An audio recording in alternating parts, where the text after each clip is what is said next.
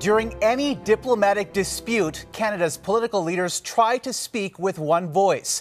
But tonight, there is word the White House is dealing with two prime ministers.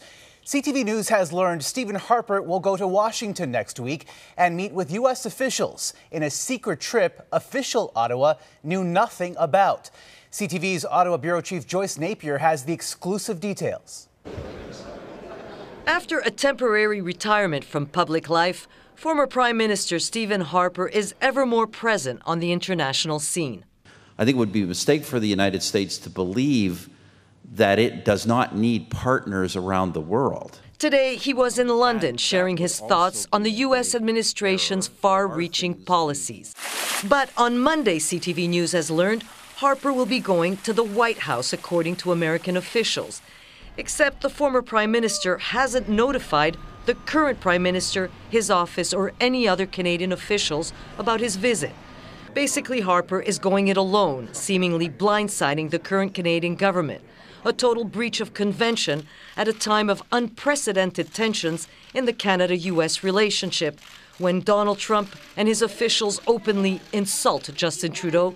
There's a special place in hell when the two countries are in the early stages of a trade war. Canada charges us on dairy products a tariff of 275% for your farmers in here.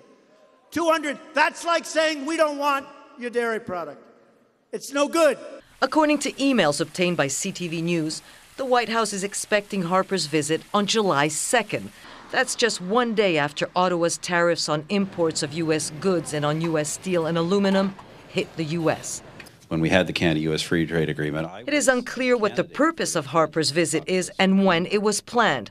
But according to officials, he will be meeting with National Security Advisor John Bolton, who was the U.S. ambassador to the UN when Harper was Prime Minister.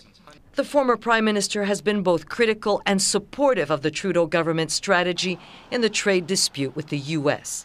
Canada is the biggest single purchaser of U.S. goods and services in the world.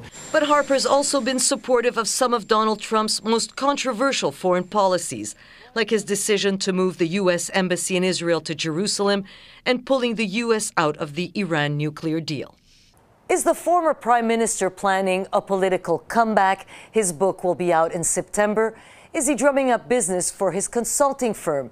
We reached out to Harper's office, Omar, but have not received an answer. Lots of questions. CTV's Joyce Napier in Ottawa tonight. Joyce, thanks.